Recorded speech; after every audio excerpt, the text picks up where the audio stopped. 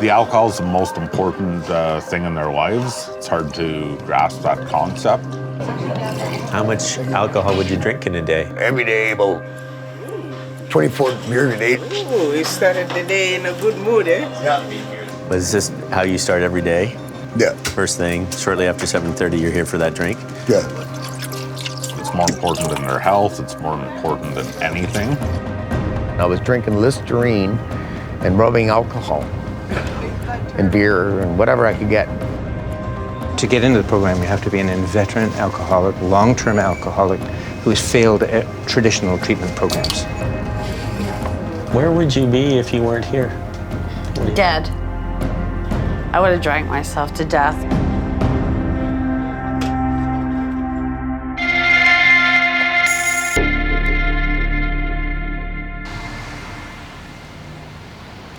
I wrote a song about my life, and rather than say it or try to tell you what my life was like, I wouldn't mind singing it to you.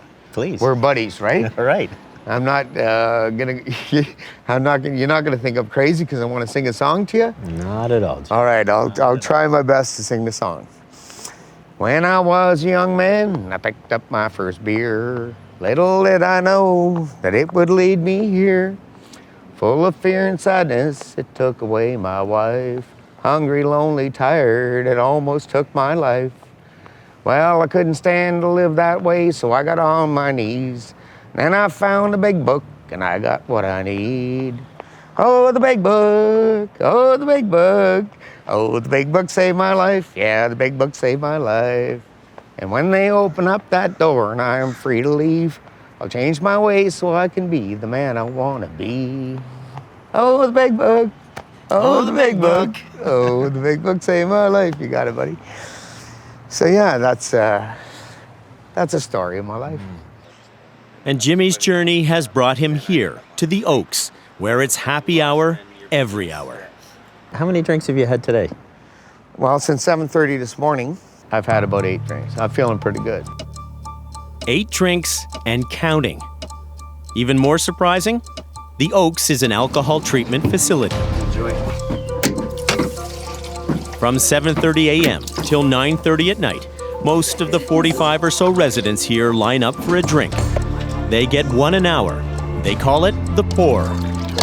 It's part of a managed alcohol program, or MAP for short.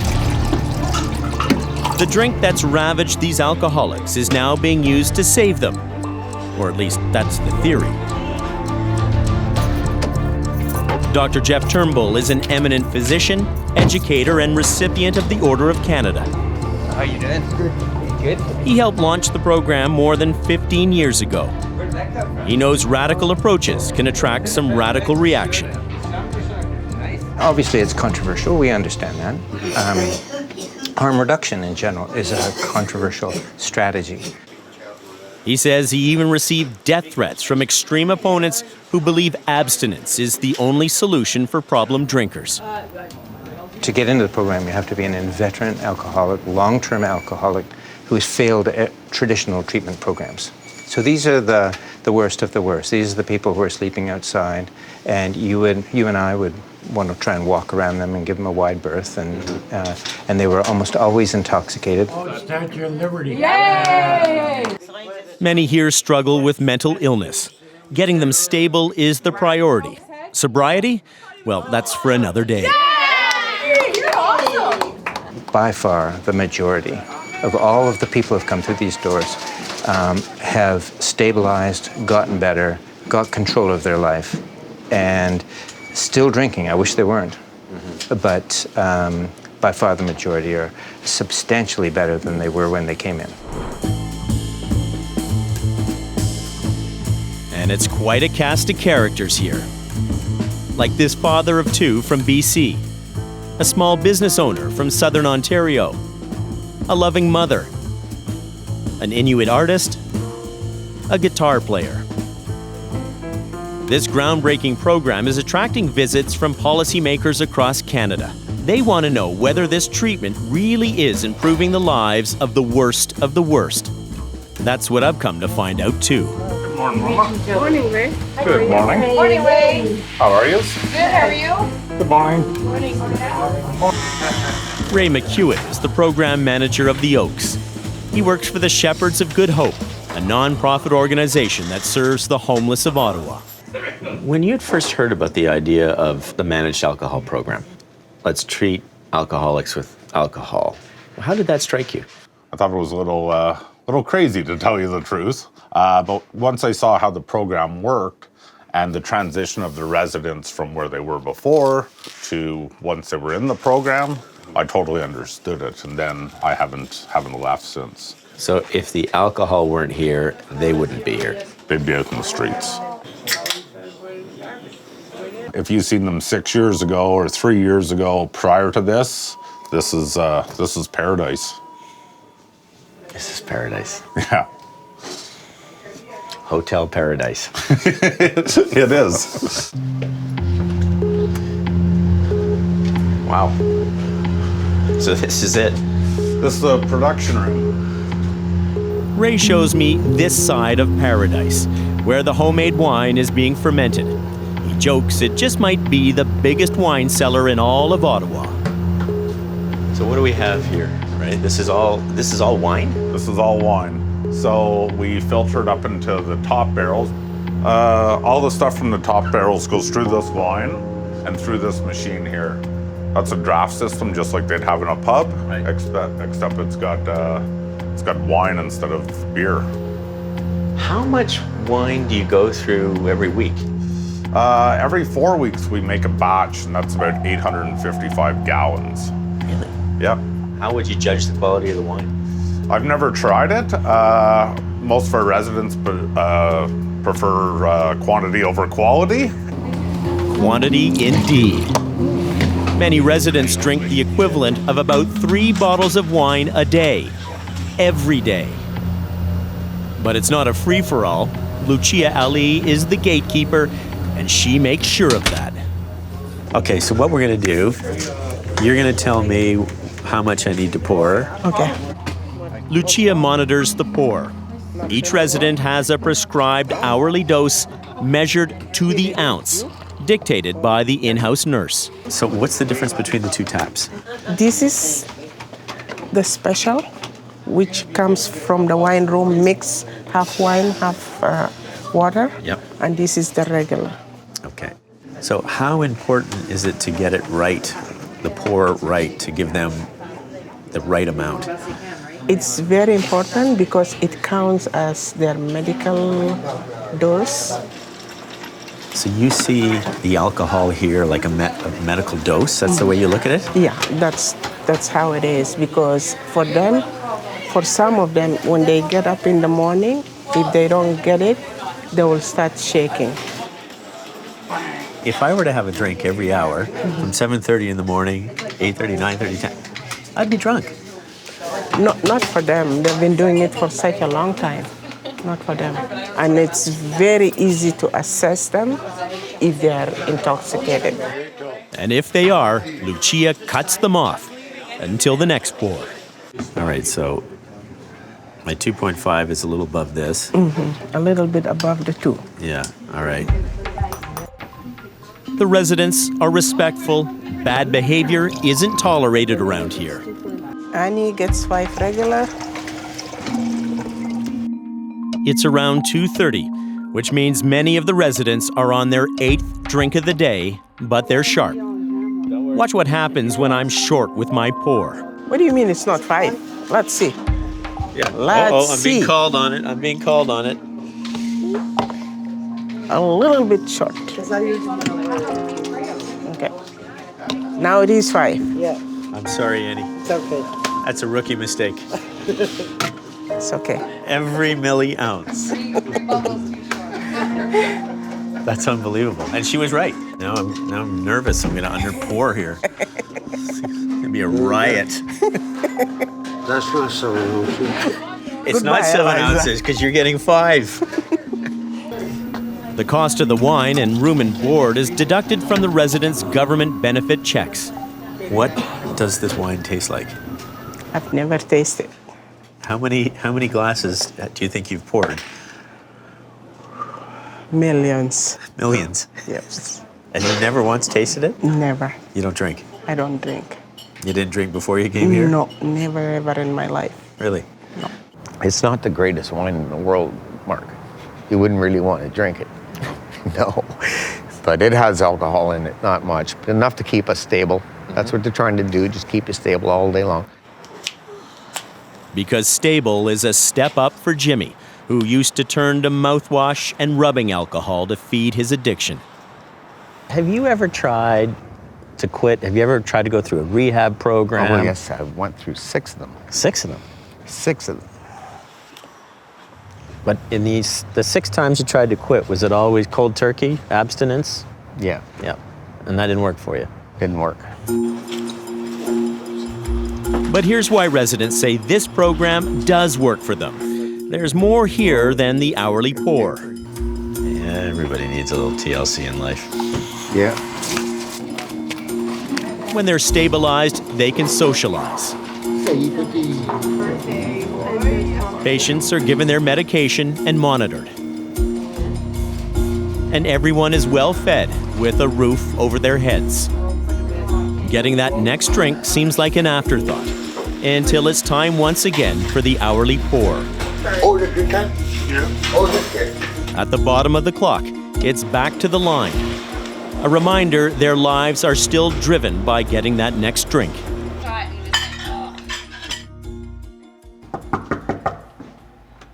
Booze has ruined the lives of so many of the residents here, people like Irwin. 10 years ago, Irwin had a stable life, a family and a job with a moving company. You've got 2 boys? Yeah, When's the last time you saw them? 10 years ago. 10 years ago. Yeah. What would you like to say to your boys? I'm sorry I wasn't there for you. Right now, I don't want them to see me as an alcoholic. Why not? Why not? Because I'm ashamed. What are you ashamed of? Just because I'm an alcoholic, and I don't want them to be alcoholics like me. If the washing machines aren't being used. Irwin volunteers to change the beds here 3 times a week. He says it helps pass the time between drinks. Well, it's that time again, so Irwin joins the crowd headed to the pour downstairs. It's Mr. Moist. Hi. Nice to meet you. I'm Mark from CBC. I'm John Moist. John, nice to meet you. We're just shooting a little documentary here. His birthday today. Your birthday today. My birthday. Happy birthday, sir. 73 years old. He runs the Terry Fox run. I walk now. You walk, not run. Fantastic. Terry Fox. Good for you. Yeah. Irwin says he doesn't need this drink, but he certainly won't pass it up. How's that feel? I like sherry better. You like sherry better. So, when you have a drink like this, what difference does it make for you? It just takes off the edge. There you go, Peter. That's about it. We don't get drunk off of it. No. No. But you'll have a drink, and then you're going to get back to what you have to do. You just take a little break with the drink? Yep. I get my other drink, chug it back, and then get back and go back to work. Where's your cup, Sonny? Had anything done, so he's having a little bit of a meltdown. That's it. You drink? I do. Wine, probably. Thank you, Julie. Yeah, a little wine once in a while. Or Beer drinker? Beer once in a while. Yeah. Just once in a while, though. Right on.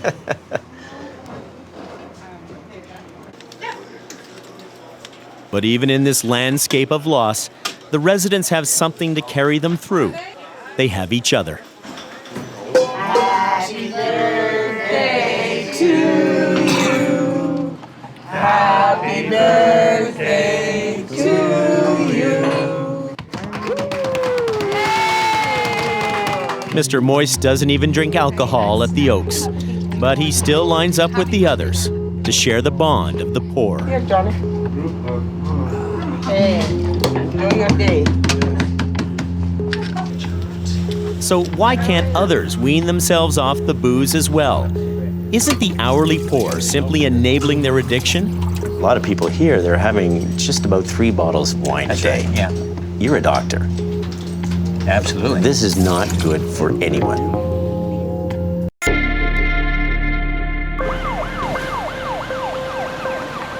As winter settles in, it's survival season for Canada's most vulnerable, especially for those who live and sometimes die on the streets. Jimmy survived. His dignity didn't. Living on the street was really rough. I spent 7 years on the street. I remember sleeping underneath a tractor trailer, and I slept underneath that trailer for about 5 months. It was horrible living like that. You can't wash, can't change, you have nothing. It's just horrible, horrible, horrible. So like I say to anybody out there living like that, ask for help. You need to do it. But Jimmy didn't look for help. Help found him. So, Jimmy, do you remember when we first met? Where most would see a wasted life, social worker Ray McKeown saw an opportunity. I needed a place to lay my head. Yeah. I was beat. Yeah. I had enough. Thank you for saving my ass. No problem, Jimmy. You're doing absolutely fantastic, Jimmy. All right on, Ray. Jimmy now lives here at the Oaks residence, along with some 45 chronic alcoholics. Here, the residents can get up to 15 drinks a day. It's a groundbreaking program paid for in part by the residents themselves. Keeping the problem drinkers inside the Oaks keeps them off the city streets and out of trouble. Sergeant John Gibbons is with the Ottawa Police Service. He spent years patrolling the city's Byward Market. 3 to 4 times a shift, you're getting a call Three to about... 4 times a shift, I was dealing with chronic alcoholics. And that could be from a fight that's taking place at the Shepherd's of Good Hope or the Mission or whatnot because of the alcohol. When he first heard about this program that treated alcoholics with alcohol, he was floored. At first, I was skeptical. I'll be honest with you, I didn't believe in it. I thought it was a mistake. But then I saw the results. The guys that I was dealing with every single day, day in, day out, weren't there. To the point, I actually thought that they had died.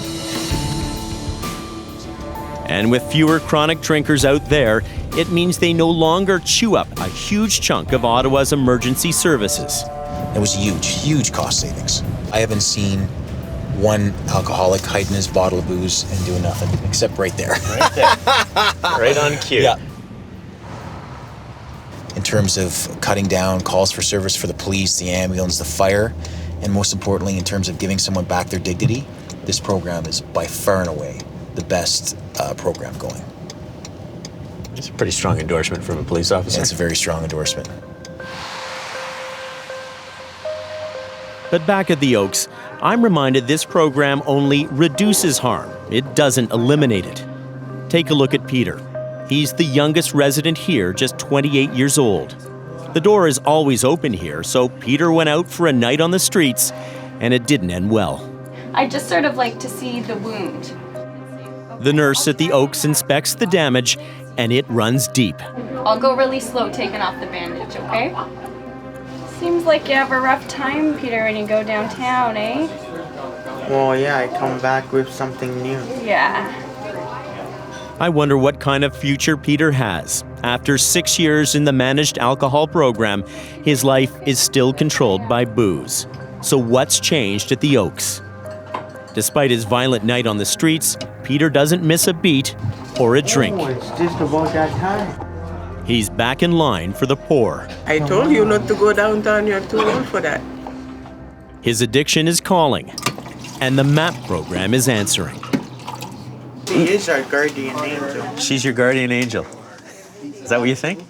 Thanks, Peter. If I'm to look at Peter, for example, every time I look over at like 10 minutes before the half hour, he's the first guy standing there with his cup waiting. Yeah. And all it seems that he's learned from this place is now I know at what time I'm going to get my glass of wine. So when I look at Peter, I look at somebody that was using emergency services probably on a daily basis, maybe sometimes 2 or 3 times a day. I see a success story from Peter. And Peter does have his challenges, and it's going to take a while. But I think that it might be 5 years, it might be 10 years, but we'll be able to move him out into more independent housing. You feel confident about that? Yeah, from where he is today and where he come from, it's a world of difference. So we just got one more world to go. Years of drinking have badly damaged these people. So why not push harder to wean them off the drink that is slowly killing them? But as I'm pouring this out, an hour after hour, I mean, for a lot of people here, they're having just about 3 bottles of wine a day. Right, yeah. You're a doctor. Absolutely. This is not good for anyone. Yes, it's less than they were drinking before, but doctor, they're still drinking almost 3 bottles of wine a day, every day. Precisely right. This is not good for anybody. And we see the consequences of that. They're drinking less than they were. But what do you do when somebody can't, or won't stop drinking? Do you then abandon them? And we don't do that in palliative care. When somebody's failed their chemotherapy, we don't say, we can't do anything further. We say, no, we can still care for you. When I look at some of the older residents here, I am sort of hit with the feeling that it seems to me that the program, the best they can offer is like dying with dignity here. Yeah. Is that unfair?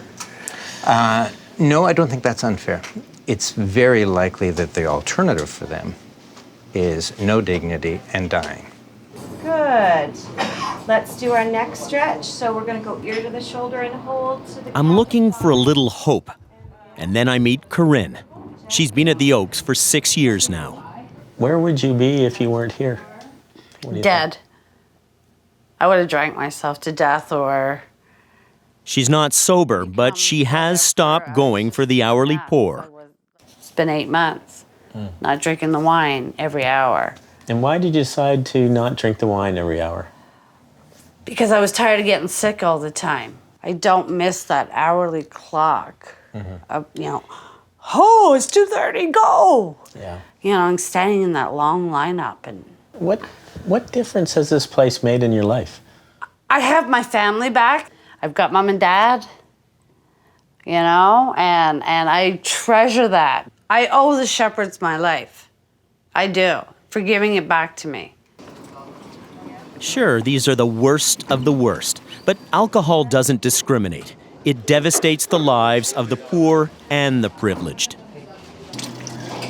Maybe that's why this program for chronic alcoholics has attracted interest from the UK, the Netherlands, and all the way to Australia. This is a massive problem. It has huge personal impact, it has huge health impact and economic impact. So I'm impressed that this is one of the major challenges that we face, that mental health and addiction is something that we need to be ahead of and start to seriously address as a community. We can't afford, it's the right thing to do is to help these people, but we can't afford not to. Their survival has been chiseled out of hardship. But Jimmy, the guy who slept under a truck for months, reminds me even in hard places, sometimes a flower can grow. Hey, buddy. Hey. What do you got? Well, I made this last year for one of the ladies here. You made this? It's made out of paper, colored tissue paper. That's awesome, Jimmy. How did you do that? I made a few bucks making them when I was on the street, enough to get me through the day, right? You never know where a rose will grow, Jimmy. The only good rose is a sold rose.